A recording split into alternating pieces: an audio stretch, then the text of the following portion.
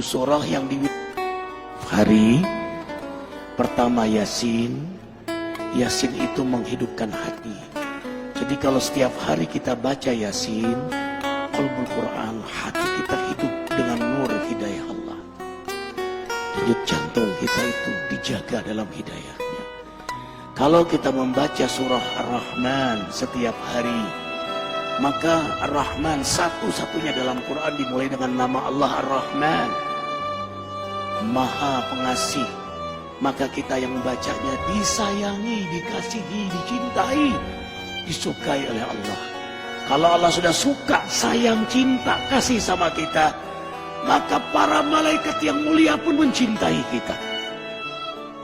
Kemudian para hamba-hamba Allah yang mulia, para nabinya, para walinya yang dicintai oleh Allah, mereka mencintai Allah, maka mereka pun akan mencintai kita. Kemudian yang keempat, hikmah Rahman, tumbuh sifat rahmat pada diri kita. Rahmat, kasih sayang. Sayang akhirnya kita sama keluarga kita.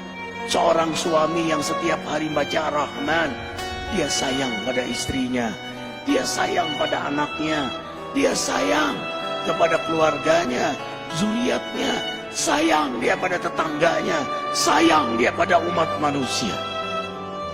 Dia akan punya sifat rahmat, dermawan, rendah hati, tidak pernah merasa diri paling suci, tanpa kehilangan ketegasan dan keberanian pada dirinya. Itu rahasia Rahman di antaranya. Makanya setiap hari bacalah Ar-Rahman. Kemudian Al-Waqi'ah yang ketiga. Kenapa Al-Waqi'ah? Di antara hikmahnya, tidak akan pernah susah kita di dunia ini. Tidak akan menderita di dunia. Tidak akan menderita sakaratul maut. Tidak akan menderita di alam kubur. Apalagi di akhirat nanti. Baca surah Al-Waqi'ah. Coba baca terjemahan tafsirnya. Dahsyat sekali.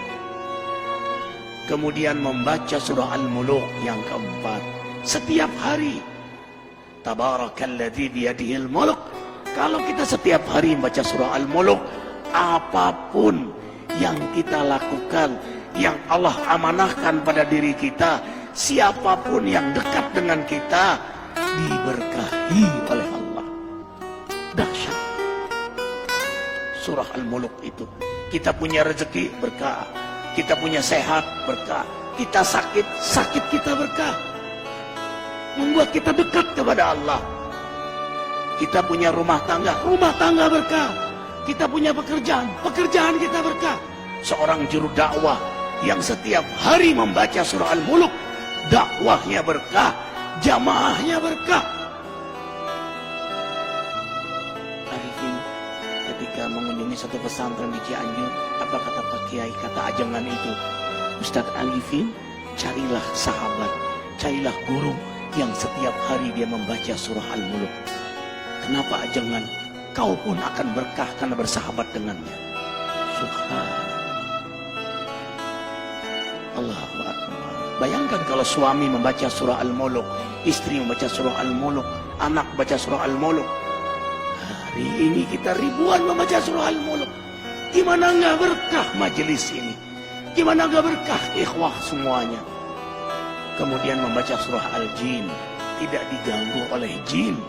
Mereka yang setiap hari mewiridkan surah jin dan dikenal oleh jin-jin muslim. Kemudian membaca surah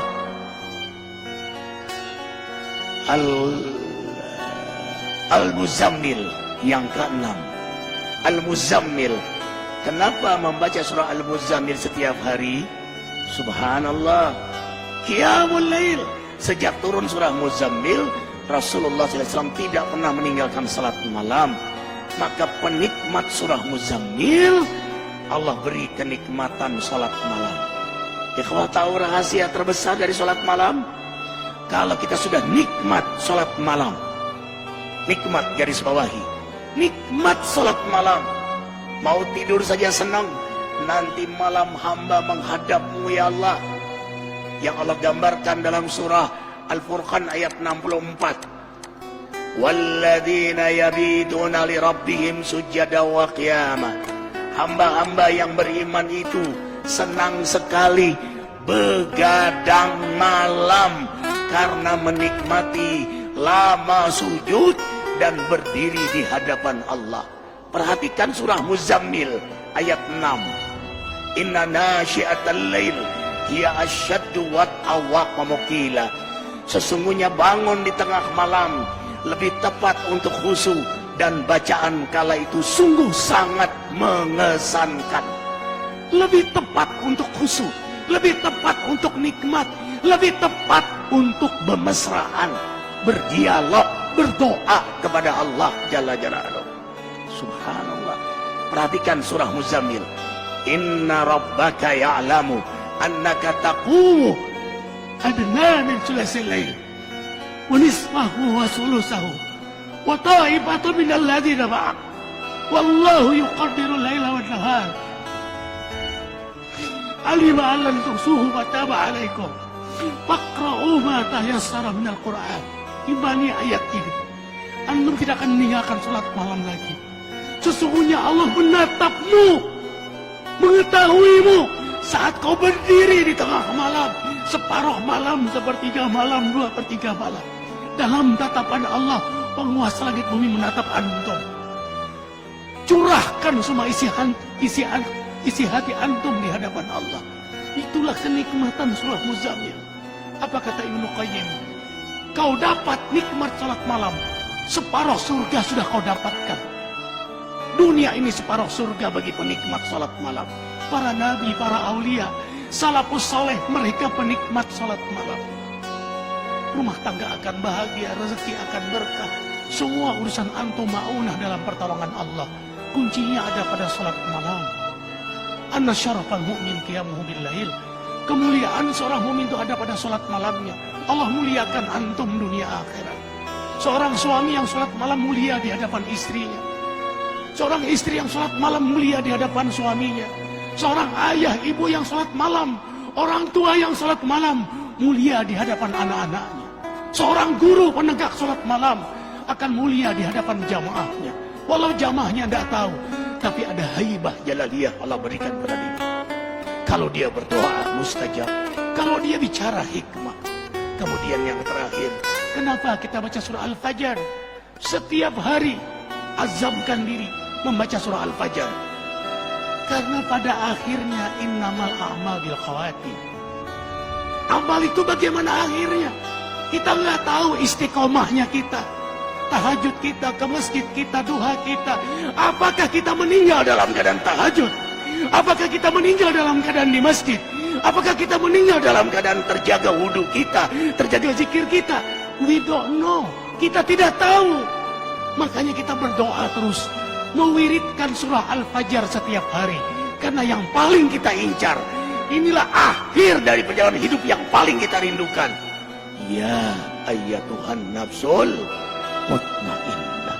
Allah panggil, hai jiwa yang mutmainnah.